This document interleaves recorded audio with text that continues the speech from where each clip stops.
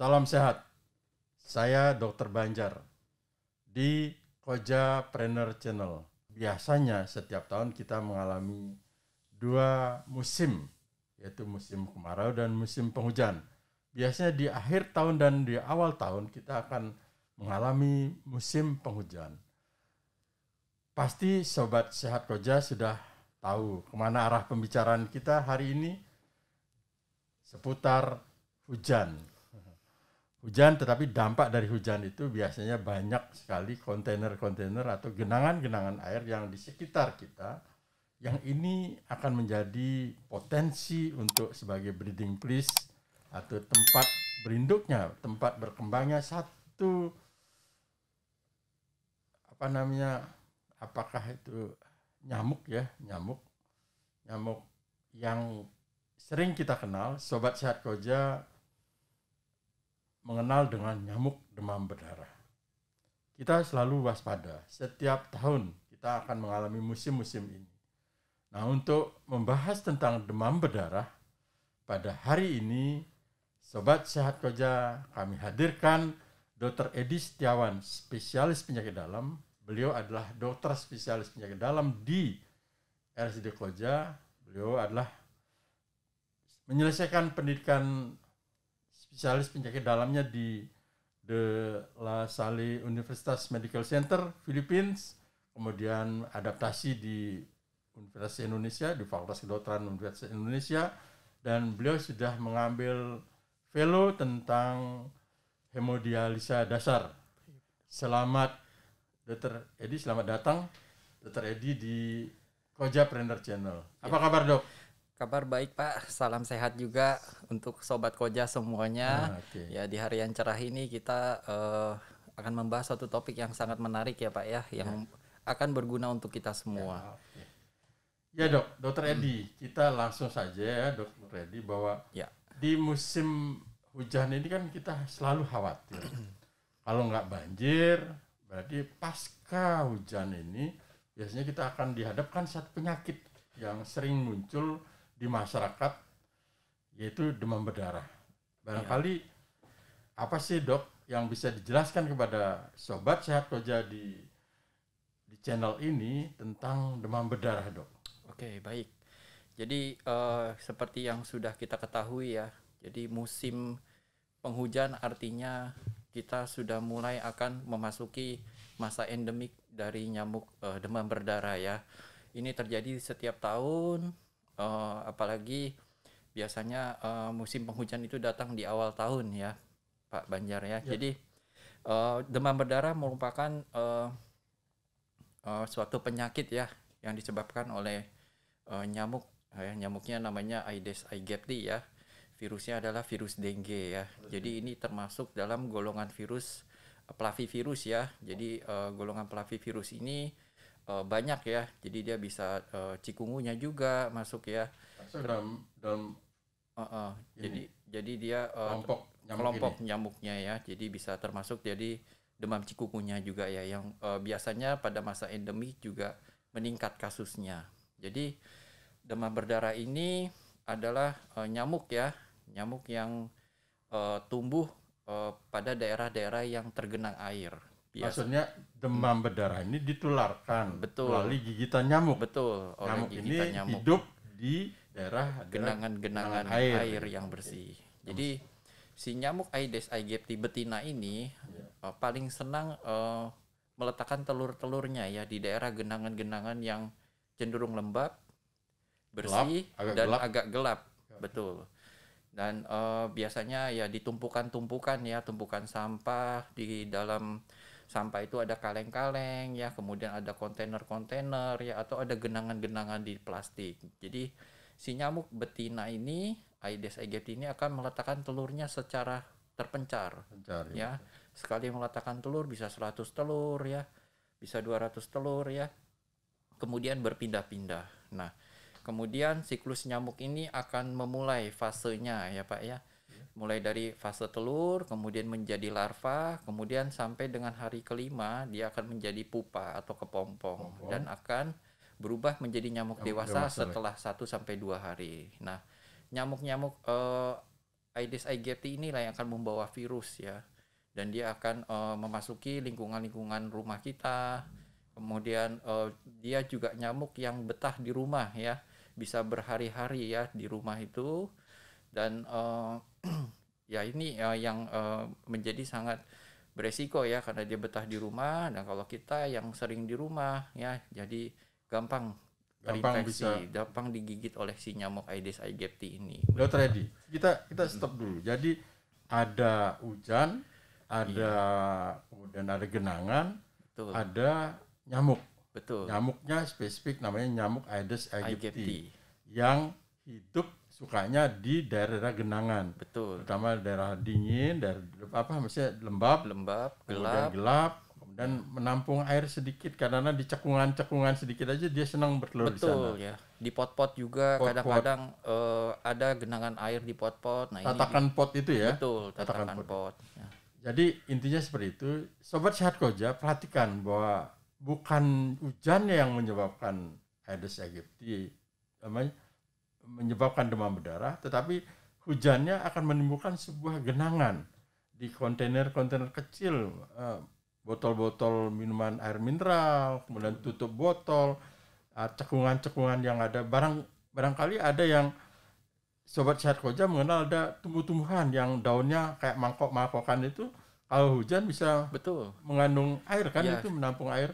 Kita secara nggak sadar ternyata di daun-daun yang lebar ya, yang menampung air itu juga bisa ditelurkan oleh si nyamuk ini. Di sana tempat bertelur nyamuk. Betul. Ya. Itu perhatikan Sobat Sehat Koja, ada pengalaman yang menarik ketika saya bertugas di daerah, bahwa pasca lomba desa, pada saat itu lomba desa, di mana satu lomba desa disarankan untuk seluruh penduduk membuat pagar dari bambu. Jadi buatlah hampir semua penduduknya itu, rumahnya itu berpagar dengan bambu. Ada yang bambu utuh, ada yang bambu dipecah. Nah, bambu utuh ini kalau tidak pintar, kalau motongnya tidak dipas di ruasnya itu, dia akan ketika hujan dia akan menampung air. Nah, sehabis lomba desa itu dapat juara, terjadi ledakan kasus demam berdarah sangat tinggi. Nah, selidik ternyata seluruh pagar-pagar yang dibuat yang rapi itu di musim penghujan dia menampung air. Dalam beberapa saat di sanalah berkembang nyamuk yang kita kenal namanya nyamuk Aedes aegypti sebagai pembawa vektor menularkan penyakit demam berdarah. Ya. Dok, kita lanjut ke sini, Dok. Ya. Bahwa itu adalah sebuah vektornya, habitat vektornya sudah kita ketahui, bahwa di tempat-tempat yang menampung air sedemikian rupa, yang tempatnya gelap, kemudian lembab dan lain sebagainya, bisa di dalam rumah maupun di luar rumah. Iya, betul. Nah, itu habitat daripada nyamuk Aedes aegypti. Nah, sebenarnya kuman, jadi virus dengue itu ada di mana? Di nyamuk itu atau di manusia? Sebenarnya seperti apa? Ketika kan nyamuk itu menggigit orang sakit, betul. Orang sakit atau menggigit, jadi ada orang sakit dulu. Iya, betul. Ya. Gimana ceritanya, Dok? Iya, jadi nyamuk ini adalah nyamuk yang masuk dalam virus dengue ya. Jadi ketika nyamuk ini menggigit manusia, ya.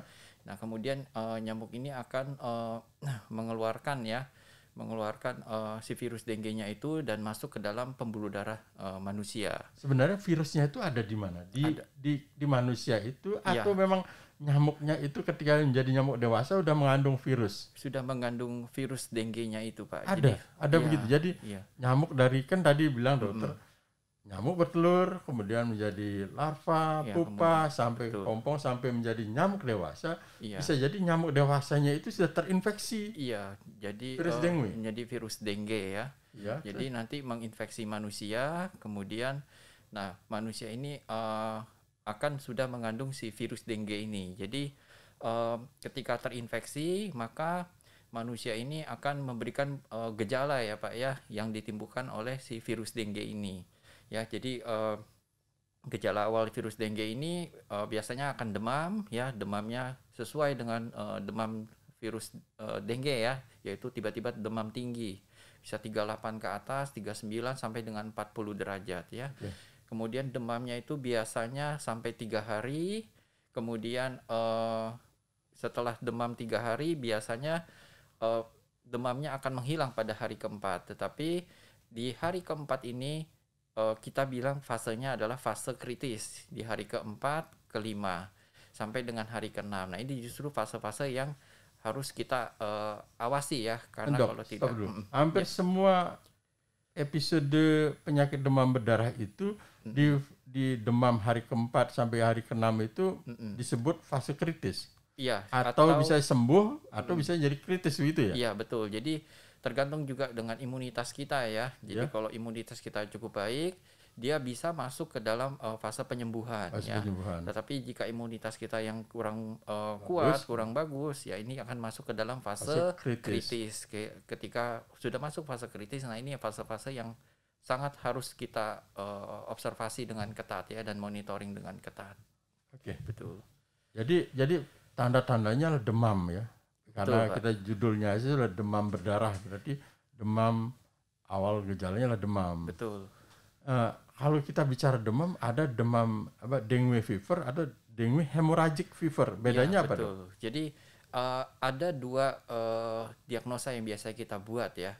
Jadi berdasarkan tingkat keparahan ya. Betul. Jadi kalau kita sebutnya dia dengue fever saja, artinya pasien ini terinfeksi virus dengue, tetapi hanya memberikan gejala yang ringan ya. Pasien tetap akan mengalami fase demam selama 3 hari, kemudian mengalami juga penurunan trombosit, tetapi fase pada penurunan trombositnya tidak berat, biasanya tidak lebih dari 100.000 ya, biasanya masih 100.000 ke atas, dan juga pasien tidak mengalami hemokonsentrasi ya, atau pengentalan darah ya kita sebut ya. Akibat adanya perpindahan cairan yang terjadi pada pasien dengan demam berdarah ya. Tetapi pada pasien yang mengalami demam berdarah ini, dia akan mengalami tingkat yang lebih parah ya.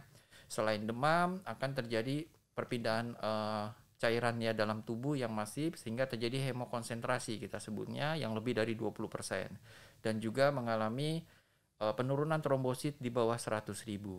Nah, apabila hal ini terjadi, kita akan menyebutnya sebagai demam berdarah dengue. Kalau terjadi penurunan trombosit, kemudian peningkatan hemokonsentrasi, peningkatan kekenalan darah, itu kita sebut jadi demam berdarah dengue ya. Ya, berikut juga apabila ada perdarahan, tiba-tiba mimisan ya, atau tiba-tiba shock itu bisa ya. Ya betul, tiba-tiba tekanan darah yang menurun. Nah, ini juga merupakan tanda-tanda terjadinya demam berdarah dengue. Dok, dari sisi umur ada nggak perbedaan antara anak-anak sama dewasa yang resiko? Jadi faktor resiko umur ini bagaimana, Dok, tentang penyakit demam berdarah ini? Iya, oke. Jadi ini juga sudah dilakukan beberapa penelitian ya. Kenapa kok anak-anak lebih rentan ya dan lebih banyak ya? Ya, jadi setelah dilakukan penelitian, memang ternyata anak-anak lebih rentan karena memang imunitasnya yang belum seperti orang dewasa ya, lebih kuat ya. Kemudian yang kedua, anak-anak juga lebih sering berada di dalam rumah ya, bermain di dalam rumah sepanjang hari. Jadi seperti yang kita ketahui, virus dengue ini juga senangnya main di rumah ya. Dia bisa bersembunyi di mana saja di dalam rumah, sehingga anak-anak yang memang sering berada di rumah ini yang menjadi sasaran dari si nyamuk-nyamuknya ini ya. Ya, nyamuk Aedes aegypti ini juga nyamuk yang aktif pada pagi hari ya, pada saat matahari terbit 1-2 jam atau beberapa jam sebelum matahari terbenam. Oh, dia aktifnya nyamuk. Iya, sangat aktif di jam-jam itu. Dan juga pada malam hari dia bisa aktif apabila ada penerangan yang cukup baik. Jadi nyamuk ini juga bisa tetap mencari makan ya. Jadi akan terus artinya 24 jam tuh nyamuk itu bisa beraktivitas ya. Betul. Tapi paling aktif di pagi hari dan atau sebelum matahari terbenam. Betul, Pak. Sobat Sehat Koja, perhatikan. Intinya begini, bagaimana mengendalikan nyamuk ini agar tidak bisa tumbuh yang banyak di sekitar kita dengan jalan tadi sudah saya bilang tadi di awal pembicaraan, kita sampaikan bahwa ada hujan, kemudian ada kontainer, ada nyamuk yang habitatnya di daerah tempat-tempat seperti itu, mari kita singkirkan habitat tersebut sehingga kita kendalikan agar nyamuk itu tidak, populasinya tidak banyak. Karena tadi di penjelasan Dr. Edi sampaikan bahwa memang sudah nyamuk itu sejak dari sononya sudah terinfeksi demam berdarah. Nah kemudian kalau ini tumbuh banyak nyamuk, kemudian banyak manusia yang kondisi tubuhnya tidak baik, daya imun tubuhnya tidak bagus, ketika mendapat gigitan nyamuk demam berdarah, dia akan menimbulkan gejala-gejala demam berdarah yang bisa jadi berat, bisa jadi sembuh oleh karena kekuatan tubuh itu sendiri. Nah ini namanya endemis ya dok. Ya, endemis artinya penyakit itu sepanjang tahun ada saja gitu kan. Gitu. Betul, tergantung dari ya sebetulnya tergantung dari satu musim juga, kemudian dua juga dipengaruhi oleh faktor ya kebersihan juga ya lingkungannya. Jadi kalau nyamuk ini terus bertelur kemana-mana dan tempat habitatnya juga bagus, nah ini juga nyamuk siklusnya akan terus berlanjut. Oke. Tadi Dr. Edi sudah menjelaskan bahwa gejala utamanya adalah demam. Demamnya cukup tinggi, bisa 38 sampai 39, berlangsung 1 sampai 4 hari, kemudian masuk hari kelima bisa juga sudah hilang demamnya, tapi jangan senang dulu. Betul. Di sana bisa masuk fase penyembuhan atau bisa fase kritis. Terutama pada anak-anak ya dok. Betul. Ya. Kalau anak-anaknya udah gemesin itu, gemuk-gemuk, ginul-ginul itu, jadi bisa jadi berbahaya juga itu karena nggak kelihatan dia terjadi kehilangan cairan yang begitu banyak gitu dok ya. Iya betul. Jadi penting ya kita memperhatikan anak-anak kita ya. Jadi kalau anak kita sudah mulai demam 3 hari, biasanya ibu-ibu ini coba-coba dulu kasih obat demam ya. Nanti demamnya juga hilang. Ternyata anak ini hari keempat sudah nggak demam, hari kelima nggak demam ya. Jangan senang dulu ya, jangan senang dulu. Ibunya senang, wah udah nggak demam nih. Tapi ternyata anak ini kelihatannya lesu. Ya. Tapi ibunya bilang anaknya jadi ya anteng nih anaknya. Iya, terutama anak-anak yang gemuk juga ya, karena ya komposisi cairannya banyak, tubuhnya gemuk, jadi kebutuhan cairannya pun banyak. Apabila masuk fase kritis, nah ini yang menjadi penyulit ya Pak ya. Satu, badannya gemuk, kebutuhan cairan lebih banyak dan diinfusnya lebih sulit. Kalau sudah sampai IGD terjadi fase shock ya. Mencari pembuluh darahnya untuk dimasukkan cairan itu akan lebih susah. Jadi ini penting untuk ibu-ibu ya yang punya anak di rumah, diperhatikan ya, sebaiknya di hari ketiga anaknya masih demam, sebaiknya langsung dibawa ke rumah sakit atau ke dokter terdekat untuk dilakukan pengecekan. Ya seperti itu. Sobat Sehat Koja, serahkan pada ahlinya saja, jangan mendiagnosis sendiri. Kalau ada keraguan-keraguan terhadap gejala penyakit ini, langsung dibawa ke rumah sakit terdekat, ada puskesmas, ada klinik dan dokter-dokter yang ada di sekitar kita. Silakan berkonsultasi kepada yang kompeten terhadap ini. Sobat Sehat Koja, bahwa memang musim penghujan ini barangkali saat debit air tinggi saat ini belum kita bisa merasakan ada peningkatan kasus demam berdarah, tapi pasca ini di mana terjadi genangan-genangan yang air, kemudian sinar matahari muncul lagi, itu menghangatkan, itu yang sangat disukai oleh habitat yang sangat disukai oleh nyamuk Aedes aegypti ini. Sobat Sehat Koja, mohon perhatikan bahwa jangan senang dulu ketika anak kita demam, kemudian hari ke-5, hari ke-6 sudah mulai turun, itu bukan tandanya sembuh. Bisa jadi sembuh, bisa jadi juga akan masuk fase kritis. Dok, kira-kira orang yang sudah kena demam berdarah mungkin nggak kena lagi dok? Ya, orang yang sudah kena demam berdarah bisa kena lagi. Jadi seperti yang kita ketahui, serotipe dari demam berdarah ini ada 4 tipe ya. Kita sebutnya DNV 1 sampai dengan 4 ya. Berdasarkan tingkat keparahan, beberapa tipe ini yang paling sering memang tipe 2 ya, yang DEN 2 dan T3 ini yang bisa memberikan tingkat keparahan yang agak lebih berat ya. Tetapi sekali lagi ini juga tergantung dari imunitas kita ya. Jadi kalau imunitas kita kuat, fit ya, mungkin dampak dari demam berdarah ini hanya ringan saja ya. Jadi sekali lagi demam berdarah bisa terkena berulang-ulang kali. Jadi kita harus tetap waspada. Walaupun kita sudah pernah kena, bukan berarti kita tidak akan kena lagi. Artinya demam berdarah tidak menimbulkan kekebalan seumur hidup gitu ya? Tidak, jadi bisa kena lagi. Jadi kita harus tetap satu-satunya cara ya kita harus melakukan pembersihan terhadap lingkungan, menghindari si faktor habitat dari si nyamuk ini untuk tidak tumbuh di lingkungan kita, sekeliling rumah kita. Betul. Dok, tertarik juga ini dengan faktor lingkungan. Dari dalam konsep sakit itu kan ada host, agent, environment. Betul. Ada hostnya kita sebagai hostnya, agentnya adalah si demam berdarah, virus dengue ini, betul. Virus dengue, kemudian environment lingkungan. Betul. Yang di dalam lingkungan inilah tumbuh faktor betul. yang memindahkan penyakit dari host kemudian ke host yang lain, betul. Itu kan begitu. Nah, melalui faktor ini kan, faktor nyamuk Aedes aegypti. Artinya kita ada usaha untuk memotong mata rantai daripada demam berdarah ini.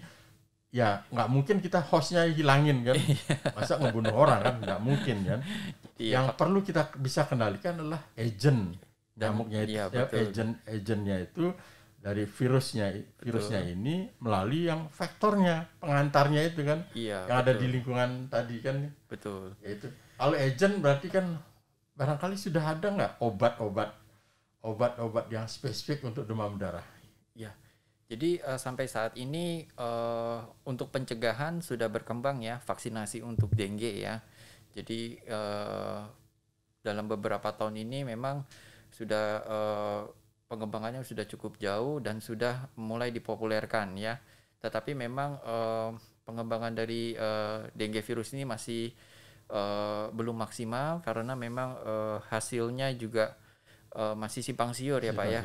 Tetapi sejauh ini sudah di-approve dan produk vaksin ini juga sudah ada ya. Sudah diupayakan, ada sebuah penelitian yang bagaimana mengembangkan vaksin dengue ini. Dan sudah di Indonesia pun sudah ada. Sudah beredar. Sudah beredar ya. Tapi kalau obat yang kalau saya didiagnosis demam berdarah, ada satu obat diminum enggak? Oh enggak. Belum ada. Jadi prinsipnya adalah dengan cairan ya. Jadi demam berdarah ini terapi utamanya adalah dengan melakukan rehidrasi terhadap tubuh kita. Seperti yang kita ketahui demam berdarah ini menyebabkan permeabilitas pembuluh darah kita ya. Jadi berubah ya sehingga cairan itu berpindah dari dalam sel keluar sel sehingga volume cairan di dalam tubuh kita berkurang, tidak cukup sehingga bisa beresiko mengakibatkan gangguan aliran darah dan juga cairan ke organ-organ penting kita. Jadi satu prinsipnya adalah mengembalikan si cairan tersebut di dalam tubuh agar tubuh kita cukup terhidrasi. Kemudian yang kedua adalah menjaga stamina imunitas kita ya. Biasanya kita akan berikan juga vitamin, multivitamin, asupan yang cukup ya. Betul, nutrisi juga agar imunitas kita sebagai host juga cukup baik untuk merespons si virus ini sehingga dampak dari virus ini juga tidak berat ya. Dan juga kita harus monitor terus kondisi seberapa parah derajat dari si virus ini sehingga jika ada hal-hal yang berbahaya bisa langsung kita atasi selama di rumah sakit. Sobat Sehat Koja, penjelasannya jelas sekali. Dr. Edi sudah menyampaikan bahwa tidak ada obat yang spesifik untuk demam berdarah. Tidak ada satu obat yang ini obat dipakai untuk diminum untuk menyembuhkan demam berdarah. Tidak ada drug of choice daripada demam berdarah. Dia akan bisa sembuh sendiri sebenarnya dok, self-limited disease ya. Iya sebetulnya ya dia self-limiting disease ya, di hari ke-7 penyakit ini akan menurun ya dan masuk fase penyembuhan. Tetapi selama fase penyembuhan ini ya kita harus pantau terus ya kondisi tubuh kita. Kadang pada host atau orang yang kondisi tubuhnya tidak fit, lemah, nah ini bisa sangat berbahaya. Akan menimbulkan dampaknya. Betul. Dokter Edi, ini tadi menyinggung tentang hematokrit, menyinggung terhadap trombosit. Betul. Ini kan banyak orang awam di luar sana, Sobat Sehat Koja tahu, trombositnya berapa, hematokritnya berapa, kan udah jamak gitu. Betul. Bisa jelaskan nggak sedikit tentang trombosit, fungsinya di tubuh itu seperti apa? Terus kalau naik bagaimana, kalau turun bagaimana? Biasanya pada demam berdarah kan trombositnya turun. Betul. Di bawah 100.000 baru kita bisa indikasi untuk dirawat. Betul. Selama di atas itu masih boleh dirawat di rumah dengan rehidrasi yang bagus. Betul. Ya. Kemudian hematokrit itu seperti apa jelas? Iya jelasan tentang hematokrit dan trombosit ini. Iya, Jadi hematokrit itu adalah komponen di dalam darah kita ya. Itu sel darah merah ya kita sebutnya ya. Jadi komponen hematokrit ini yang bisa menilai ya beberapa derajat sel darah merah di dalam tubuh kita. Apabila terjadi pengentalan, hematokrit ini akan meningkat ya apabila tubuh kita mengalami dehidrasi ya. Jadi hematokrit ini akan meningkat. Maka itu pada pasien demam berdarah yang kita lihat adalah hematokritnya. Apabila hematokrit meningkat, hemoglobin otomatis juga akan ikut meningkat karena hematokrit merupakan komponen dari si hemoglobin itu sendiri. Jadi darahnya kental. Bahasa awamnya darahnya kental. Iya, bahasa awamnya tinggi, betul. Jadi hemokonsentrasi. Kemudian trombosit itu komponen dari sel darah putih ya. Jadi dia fungsinya adalah sebagai faktor pembekuan darah ya yang sifatnya primer. Jadi kalau ada luka, nah ini trombosit yang akan bekerja ya. Nah, pada demam berdarah ini terjadi peradangan pada kita sebutnya endotel ya, permukaan daripada pembuluh darah kita. Jadi ketika terjadi peradangan pada pembuluh darah kita yang masif ya, pada seluruh pembuluh darah. Nah, trombosit ini akan bekerja aktif. Karena dia bekerja aktif sehingga bisa juga kekurangan tenaga ya karena terlalu banyak digunakan untuk menangani si peradangan itu ya, otomatis dia akan menurun jumlahnya. Betul. Yang kedua, apabila terjadi peradangan, trombosit ini juga akan terganggu produksinya, terganggu tubuh terganggu dalam menghasilkan si trombosit itu sendiri. Makanya pada fase-fase awal di mana si virus dengue ini masih aktif di dalam tubuh kita menyebabkan terjadinya peradangan di pembuluh darah, jumlah trombosit kita akan semakin menurun. Nah, ketika si virus ini sudah memasuki fase recovery atau kita sebutnya fase konvalesen, penyembuhan, nah inflamasi ini akan mereda. Kemudian trombosit akan otomatis kembali naik. Nah, ini biasanya pada hari ke-6 dan ke-7. Ini trombosit juga akan ikut meningkat secara otomatis ya. Nah, ini yang harus kita ketahui kenapa di rumah sakit biasanya yang kita pantau adalah hematokrit dan juga trombosit ya. Jadi begitu ya Pak ya. Jadi ketika terjadi peradangan di lapisan daripada pembuluh darah itulah bisa mengakibatkan kebocoran dari pembuluh darah itu. Iya. Kemudian cairan-cairan di darah itu merembes keluar sehingga itu yang menyebabkan terjadinya volume cairan itu berkurang. Itu yang menyebabkan dampaknya luar biasa ke semua organ, terutama otak. Bisa jadi otak kekurangan cairan bisa menjadi shock. Betul. Ya. Jadi kekurangan cairan akan menyebabkan terjadinya shock ya. Bisa menyebabkan kurangnya sirkulasi darah ke otak, ke jantung, ke ginjal yang bisa membahayakan organ-organ penting kita. Jadi ini yang harus kita jaga ya, makanya cairan kita berikan dengan angka kecukupannya sesuai dengan berat badan pasien. Oke, Dok. Jadi kalau saya ulang lagi, kalau seandainya Sobat Sehatko jadi rumahnya ada di dalam suasana musim-musim penghujan atau pasca musim hujan, kemudian mengalami demam, kemudian bisa jadi dia secara mandiri periksa lab, trombositnya kok turun. Sebenarnya apa saja sih kiat-kiat yang pertama ingin untuk mengetahui lebih awal demam berdarah ini? Ya. Jadi ada beberapa pemeriksaan yang harus kita ketahui ya. Jadi apabila kita sudah mengalami demam, ya kita bisa melakukan pemeriksaan darah rutin ya. Biasanya boleh di hari kedua akhir atau di awal hari ketiga. Itu kita bisa cek darah rutin ya untuk memantau si hematokrit dan trombosit itu. Maksudnya awal di hari kedua, hari ketiga demam. Betul ya. Biasanya sudah terjadi penurunan trombosit yang cukup signifikan ya. Jadi kita bisa mengetahui arah dari penyakit dari pasien yang demam ini. Apabila kita sudah cukup yakin ya, misalnya di lingkungan sedang banyak kasus demam berdarahnya, apalagi dalam satu keluarga ada yang kena demam berdarah juga. Nah, ini artinya kita bisa langsung melakukan pemeriksaan NS1 ya. Ini pemeriksaan NS1 ini ya bisa mendeteksi awal pasien dengan demam berdarah. Kemudian apabila pasien sudah melihat hasilnya, kemudian trombositnya memang menurun di bawah 100.000, sebaiknya segera ke dokter ya untuk melakukan pemeriksaan. Tetapi apabila trombositnya masih di atas 100.000, kemudian masih bisa makan ya, minum masih cukup ya, tidak terganggu pencernaan ya, mungkin masih bisa melakukan perawatan di rumah ya, tetapi dengan rehidrasi yang cukup, kemudian rutin melakukan pemeriksaan darah ya, jadi dipantau setiap hari. Kalau misalnya memang trombositnya tidak turun lebih dari 100.000, ya pasien masih boleh melakukan perawatan di rumah ya, dengan tentunya istirahat cukup ya, rehidrasi, dan terus melakukan kontrol. Nah, apabila dia tetap di atas 100.000, tubuh juga merespon tidak berat, nah boleh melakukan pengecekan secara berkala. Kemudian apabila dia sudah naik sebanyak 2 kali, ya kita tidak perlu lagi cek darah, artinya dia sudah masuk fase penyembuhan. Betul. Dokter Edi, saya pernah kena demam berdarah di tahun 2015. Saya kena demam berdarah, sempat dirawat pada saat itu di satu rumah sakit.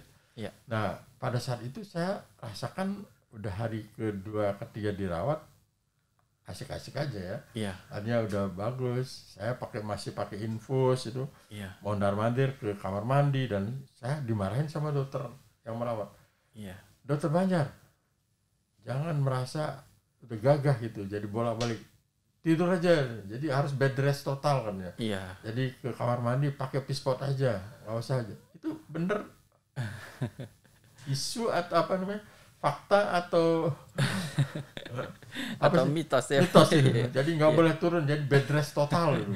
Iya, jadi kadang ketika kita sudah dirawat di rumah sakit ya, kita sudah dipasang infus ya, kita sudah terhidrasi, nah tubuh akan kembali normal. Jadi apalagi kalau obat-obatan sudah masuk, termasuk dengan multivitamin, obat demam ya, jadi tubuh ini rasanya nyaman ya.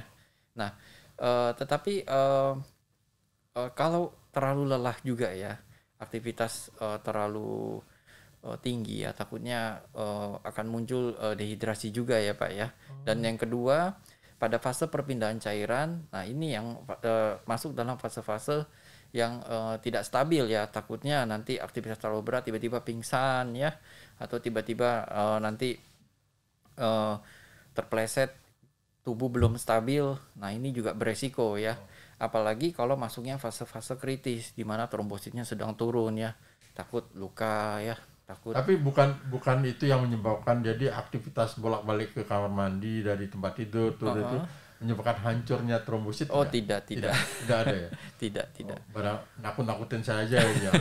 Oke. Semakin banyak istirahat, imunitas kan meningkat Pak. Jadi akan lebih cepat. Itu ya? Iya, lebih cepat pulih. Dok, jadi udah dijelaskan tadi ada di hostnya, bahwa manusia sebagai hostnya. Betul. Agentnya adalah virus dengue itu sendiri yang dibawa oleh nyamuk Aedes aegypti. Kemudian lingkungan yang tadi, lingkungan banyak konten yang mengandung nyamuk air yang tempat breeding places-nya nyamuk di sana. Nah, 3 ini kalau bisa kita kendalikan, kan yang paling bisa dikendalikan tadi agent sama environment, lingkungan. Oke, sobat sehat kerja, perhatikan tuh, lingkungan harus dijaga dengan baik. Jangan sembarang membuang sampah, jangan sembarang melempar sampah, terutama sampah-sampah yang bisa menampung air ketika musim penghujan. Salah satunya botol-botol air mineral, kemudian kaleng-kaleng bekas. Itu cek sekarang. Habis ini sobat sehat kerja harus melakukan gotong royong, lakukan pembersihan yang kita kenal namanya pemberatasan sarang nyamuk. Sarang nyamuk ini ada tekniknya juga. Tidak hanya serang gotong royong kemudian bersihin got-got itu tidak, tapi yang spesifik, di mana mencari kontainer tempat indukan nyamuk. Itu yang harus kita singkirkan. Yang kita kenal namanya 3M ya Dok ya. Betul. 3M. malah sekarang ada 3M plusnya banyak sekali. Yang 3M itulah menguras, betul, menutup dan mengubur. Menguras juga ada tekniknya, bukan hanya nguras, bocorin air, buang air, tidak, harus disikat yang benar kan Dok ya, di dinding-dinding dari bak air itu disikat dengan karena di sana telur nyamuk masih nempel dan masih bisa hidup. Kalau di-share lagi dia akan berkembang menjadi pupa, menjadi larva, menjadi pompong dan jadi nyamuk dewasa lagi. Cycle itu akan muncul. Jadi ada teknik juga untuk melakukan PSN tadi, terutama 3M. M pertama adalah menguras tadi, kuras dengan menyikat dinding-dinding daripada kontainer tersebut. Yang kedua tutup kontainer tadi ya Dok ya, agar kalau memang vektor tadi tidak hinggap di sana, kemudian bertelur di sana. Iya. Jadi kabur dia. Kemudian yang ketiga adalah mengubur. Kalau ada lahan atau ada tempat, gali lubang, kemudian sampah-sampah yang tidak dipakai boleh dikubur. Okay.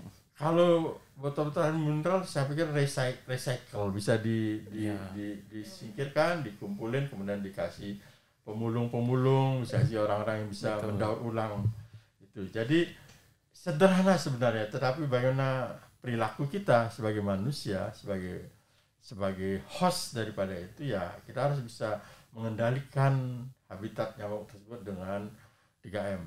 Nah, plus ini banyak. Ada yang pakai Ovitrap, Ovitrap itu perangkap nyamuk yang satu kontainer warna gelap, dikasih di depan, di atasnya dikasih dikasih sinar kasa nyamuk, kemudian dia bertelur, kemudian jadi nyamuk dewasa tidak bisa berkembang lagi, nggak bisa terbang. Betul.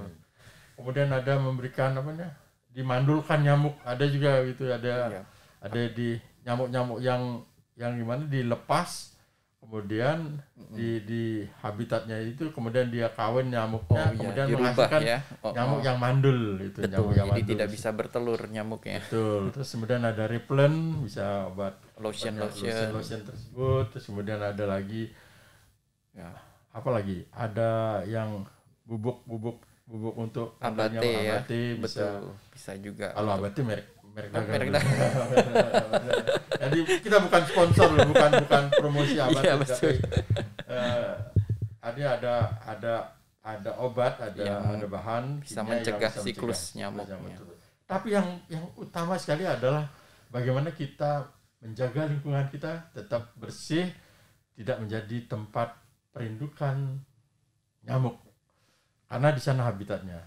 Dok, kemudian yang fakta atau mitos nggak Dok? Ketika katanya, demam berdarah bisa dengan jus jambu itu, jambu. Minum banyak jus jambu. Kadang-kadang waktu saya sakit tuh kadang sampai belenak minum jus jambu terus jejelin jus jambu. Orang besok bawa jus jambu. Ada yang kemasan, ada yang asli jus jambu. Gimana Dok? Iya. Jadi memang banyak di masyarakat ya. Kalau kena demam berdarah nih, minumnya madu kurma, minumnya angka, minumnya bisa jus jambu ya. Jadi sebetulnya setelah dilakukan penelitian, bukan si buahnya, tetapi kandungannya, yaitu vitamin C yang vitamin C yang memang sudah terbukti ya sebagai antioksidan. Nah, ini yang bisa menghambat peradangan atau inflamasi di dalam pembuluh darah kita ya. Jadi dia bisa mengurangi ya dampak dari si inflamasi ya dengan cara menaikkan imunitas kita. Jadi si hostnya ini lebih kuat sehingga dampak dari virus ini tidak memberat ya. Jadi kita juga menganjurkan ibu makan buah ya. Buah boleh jambu ya, boleh segala macam buah, jus-jus. Yang penting adalah sifatnya vitamin, antioksidan yang bisa meningkatkan daya tahan tubuh si pasien tersebut. Jadi sebetulnya bukan karena buahnya, tapi kandungan dari buah tersebut yang mampu untuk menaikkan imunitas kita sehingga dampak virulensi dari si virus itu bisa berkurang. Di samping juga memang rehidrasi. Ya, di samping ada hidrasi. Rehidrasi ya. Jadi karena di sana ada cairan kan. Betul, cairan juga ya. Buah. Minum air mineral atau air biasa yang banyak juga cukup merehidrasi. Betul. Apalagi ditambah lagi dengan vitamin tadi yang dari kandungan dari buah-buah tersebut yang bisa meningkatkan daya tahan tubuh kita. Betul, Pak. Oke, Dr. Edi Setiawan, luar biasa. Memang pencerahan, mudah-mudahan Sobat Sehat Koja bisa memahami. Saat ini memang debit air hujan cukup tinggi. Barangkali dampak daripada debit air hujan cukup tinggi belum kita rasakan. Paling yang dirasakan saat ini banjir, bisa jadi. Bersihkan segera selokan-selokan, buat resapan, sumur resapan yang kita kenal nama biopori di masing-masing rumah, yang terutama menjadi pekarangan atau di lapangan-lapangan yang bisa memasukkan air hujan itu ke dalam bumi kita untuk diresap, sehingga tidak menimbulkan aliran air yang begitu deras sehingga menyebabkan banjir. Ini hati-hati, di musim penghujan itu bahayanya. Tetapi pasca debit air yang tinggi, pasca daripada musim penghujan ini akan masih ada sisa-sisa air yang tertampung di dalam kontainer yang tadi saya jelaskan. Dan ini paling disukai oleh vektor nyamuk Aedes aegypti. Dan ini yang akan menyebarkan virus dengue kepada dari manusia ke manusia. Kemudian makin banyak orang kena, akan makin banyak lagi populasi nyamuk tersebut akan bisa mengantarkan masyarakat kena demam berdarah. Amit-amit kita tidak bisa sampai sana terus-menerus. Kita harus kendalikan lingkungan kita dengan baik melalui PSN, pemberantasan sarang nyamuk, 3M, menguras, menutup, dan mengubur. Kemudian plus-plusnya silakan kembangkan sendiri, mau gotong royong bersama-sama masyarakat, melakukan pemasangan OV trap, kemudian perangkap-perangkap nyamuk yang sekarang banyak sekali teknologi yang dikembangkan oleh masyarakat itu sendiri. Mari kita yang baik kita contoh. Fakta dan mitos itu banyak, tetapi mari kita lihat informasi yang jelas dari sumber yang kompeten. Demikian pembahasan hari ini tentang demam berdarah bersama Dr. Edi Setiawan. Salam sehat. Saya Dr. Banjar di Koja Trainer Channel.